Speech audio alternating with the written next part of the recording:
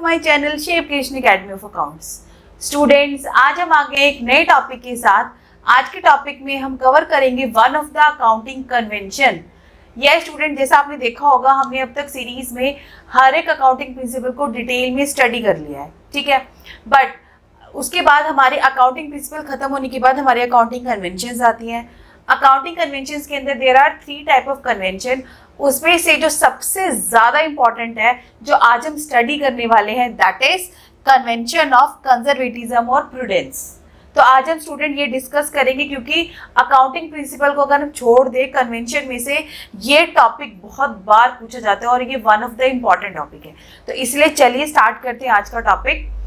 तो topic name is convention of conservatism और prudence.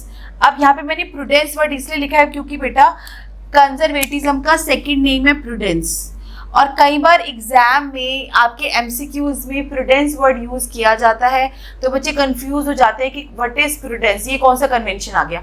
तो ये जरूर मेंशन कर लेना, नोट डाउन कर लेना, conservatism also known as convention of prudence, ठीक है स्टूडेंट्स। अब this is one of the accounting convention. अब आपके माइंड में अगेन एक क्वेश्चन अराइज होगा, what is the difference between accounting principle and accounting convention. See student, जो accounting principles हैं, these are uniform rules and guidelines.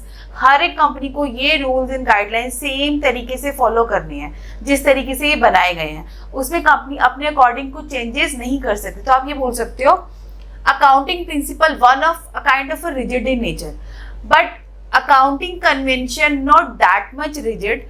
आप अपनी convenience के अकॉर्डिंग या अपनी कंपनीज की पॉलिसीज के अकॉर्डिंग थोड़े बहुत इसमें चेंजेस कर सकते हो, इसलिए हमने इसका नाम दे दिया अकाउंटिंग कन्वेंशन, ठीक है। It will depend upon company to company. तो कन्वेंशन नेम इज कंजर्वेटिज्म। अब सी स्टूडेंट्स, हमारी फर्म के अंदर कुछ ऑब्वियसली लॉसेस भी होते हैं, प्रॉफिट भी होते हैं, ठीक है। अब कुछ लॉसेस और कुछ प्रॉफिट का हमें पता होता है डेफिनेटली होगा ही होगा, आपको पता है ये होगा ही होगा। बट कुछ आपके प्रॉफिट ऐसे होते हैं जो अचानक से हो जाते हैं, तो अच्छी बात है, हो गई, प्रॉफिट हो गया, हमें हम वी आर हैप्पी, कोई इशू नहीं आता। बट प्रॉब्लम वहाँ पे आती है कि सपोज अगर आपको अचानक से लॉस हो जाए and you are not ready to meet that loss, तो उस सिचुएशन में हम क्या करेंगे। तो इसीलिए क्या करते हैं हम, तो मैं एक बार दोबारा से बता देती हूँ। कुछ हमारे एंटीसिपेटेड प्रॉफिट होते हैं और कुछ हमारे एंटीसिपेटेड लॉसेस होते हैं, ठीक है। तो एंटीसिपेटेड प्रॉफिट मतलब we are not aware about कि प्रॉफिट हमें होने वाला है, और हो गया तो अच्छी बात है, good, happy, we are happy, ठीक है।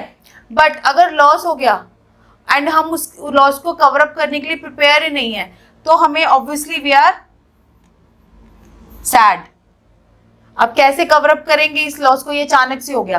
तो इसीलिए कंपनी ने ये पॉलिसी बनाई हुई है कि कंपनी को अगर लग रहा है कि फ्यूचर में कोई एंटीसिपेटेड प्रॉफिट होने वाला है, तो हमें उसे कंसीडर ही नहीं करना, नॉट कंसीडर, क्योंकि प्रॉफिट तो हो जाएगा, उससे कोई प्रॉब्लम नहीं आएगा। हमें क्या कंसीडर करना है, एंटीसिपेटेड लॉसेस को कंसीडर करना है। यानी कि आपको पहले से ही ये सोचकर चलना है कि हो सकता है हमें फ्यूचर में इतना लॉस हो जाए, कंसीडर, एंटीसिपेट करना है पहले से, ठीक है। उन लॉसेस को जो फ्यूचर में होने वाले, उनको पहले से रिकॉग्नाइज करना है, ताकि जब वो हो हम अच्छी तरीके से रेडी हो उन लॉसेस को, जो भी आपको किसी भी तरह का प्रॉब्लम आ गया, उस प्रॉब्लम को सॉल्व करने के लिए, कोई भी लॉस हो गया उसको कवर अप करने के लिए, ठीक है। हम प्रिपेयर्ड हो, हमारी फाइनेंशियल पोजीशन इतनी स्ट्रांग हो कि यस, कोई भी लॉस आ जाए, यस वी आर रेडी, ठीक है। जैसे नॉर्मली आपके घरों में भी होता है, अब फ्यूचर आपका अनसर्टेन है, ठीक है, तो हम क्या करते हैं, अपनी इनकम का कुछ पार्ट सेव करते रहते हैं। अब जरूरी नहीं है कि ऐसा होगा, बट अगर अचानक से कोई भी आपके सामने इशू आ गया, कोई एक्सीडेंट हो गया, या कुछ भी आपकी जॉब चली गई, तो यू हैव अ सेविंग्स। आप उस सेविंग्स को यूज करके उस डिफिकल्ट टाइम को फेस कर सकते हो, ठीक है। सबसे बेस्ट एग्जाम्पल है आज के टाइम में कोरोना। सी स्टूडेंट्स, आपको पता है कि कोरोना जैसी जो आपकी बीमारी आई थी, इसका पहले कुछ अता पता नहीं था और आप उस चीज़ का अवेयर ही नहीं थे, ठीक है, अचानक से बीमारी आई, लोगों को घर पे बिठा दिया, लोग वर्क फ्रॉम होम करने लग गए, कुछ ऐसे थे जो काम बंद हो गए, लोगों का पूरा काम बिजनेस पूरी तरीके से ठप हो गया।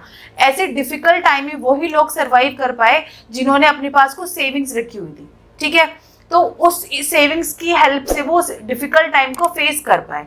ठीक है, तो सिमिलरली ऐसा तो नहीं है कि फ्यूचर में हमेशा प्रॉफिट ही होगा, कंपनी के सामने फ्यूचर में लॉसेस भी हो सकते हैं, बट हमें उस चीज के लिए प्रिपेयर रहना है, रेडी रहना है, ये कन्वेंशन बताती है। ठीक है, तो कन्वेंशन ऑफ कंजर्वेटिज्म के अकॉर्डिंग आपकी फर्म को लग रहा है कि अगर फ्यूचर में हमें लॉस होने वाला है तो आपको उसको रिकॉग्नाइज कर लेना है, उसको कंसीडर करना है, उसको छोड़ नहीं देना। You have to consider the anticipate loss, anticipated profit को कंसीडर करने की कोई रिक्वायरमेंट नहीं है।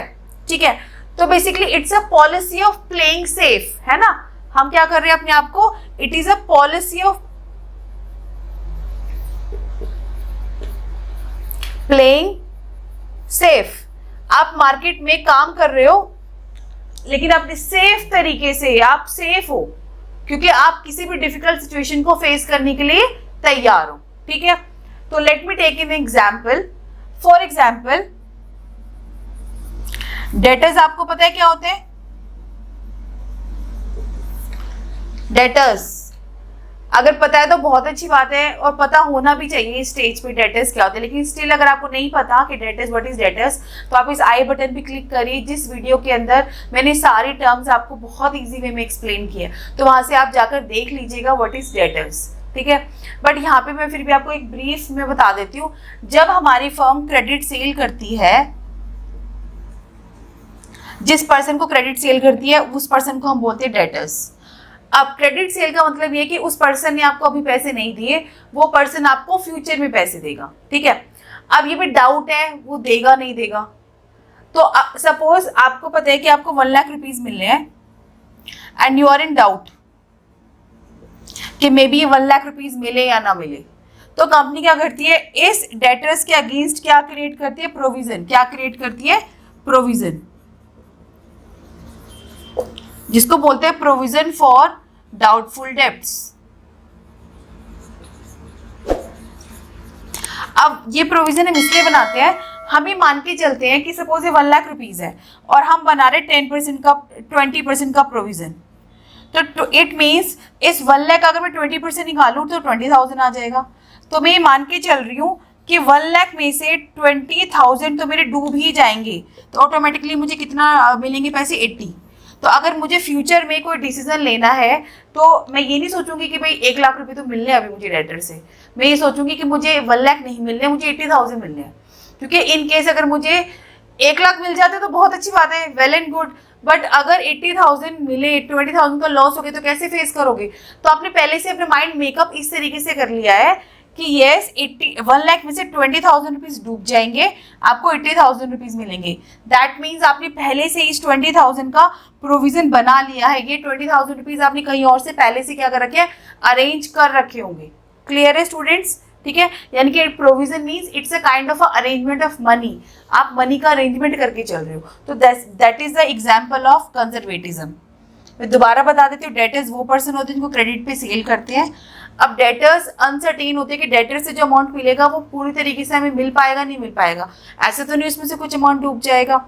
तो सपोज अगर आप कोई भी फ्यूचर डिसीजन ये सोच कर ले रहे हो कि यस हमें फ्यूचर में 1 लाख रुपए तो मिलेंगे ही मिलेंगे डेटर से, और वो 1 लाख रुपीज से हम मशीन बाय कर लेंगे, लेकिन अगर आपके डेटर्स ने आपको 1 लाख रुपीज नहीं दिए तो you are able to buy that machine. तो इसीलिए आप क्या करते हो, पहले से ही अपना माइंड मेकअप करके चलते हो। सपोज इस 1 लाख में से आपने ये ज्यूम किया 1 लाख का 20%, 20,000 तो डूब ही जाएगा, तो आपको 80,000 रुपीज मिलेंगे। बट वो जो मशीन है वो 1 लाख रुपए की है, पर डेटर से मिलेंगे 80,000, तो आप 20,000 रुपीज का अरेंजमेंट पहले से ही करके रखोगे कि इन केस डेटर्स आपको नहीं देते तो you have a arrangement of 20,000 and you are able to buy that machine which is of 1 lakh rupees. ठीक है स्टूडेंट्स, क्लियर है? तो this is one of the example.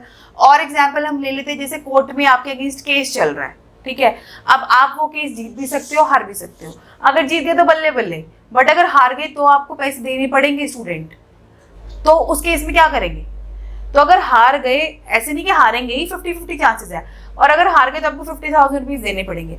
तो आप पहले से ही क्या करो, 50,000 रुपीज का अरेंजमेंट कर लो कि इन केस अगर डूब भी जाए, अगर आप हार भी जाओ, मतलब केस आपने लूज कर दिया, तो स्टिल यू हैव 50,000, आप आराम से पेमेंट कर दो, कोई इशू नहीं आएगा। बट अगर ऑन द स्पॉट आपको 50,000 रुपीज अरेंजमेंट करने लग जाए तो बहुत इशू आएगा, ठीक है। तो this is one of the another example. Clear student, ठीक है।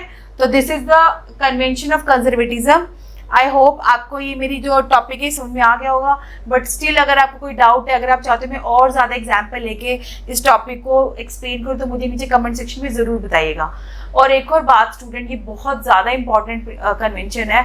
नॉर्मली स्टूडेंट इसको कन्वेंशन सोचते हैं, व्हाट इज कन्वेंशन, छोड़ देते हैं, बट कन्वेंशन में अगर बात करें तो ये टॉपिक बहुत बार पूछा जाता है। और एक और चीज़ बहुत याद रखना कि कंजर्वेटिज्म को ही हम क्या बोलते हैं, प्रूडेंस बोलते हैं, ठीक है स्टूडेंट्स। तो आई होप आपको मेरी वीडियो पसंद आई हो, तो प्लीज़ मेरी वीडियो को लाइक करिए, अपने फ्रेंड के साथ शेयर करिए, मेरे चैनल शेप क्रिएशन एकेडमी को सब्सक्राइब करिए, and yes also press the bell icon for the notification of upcoming video. Thank you so much students. Good luck.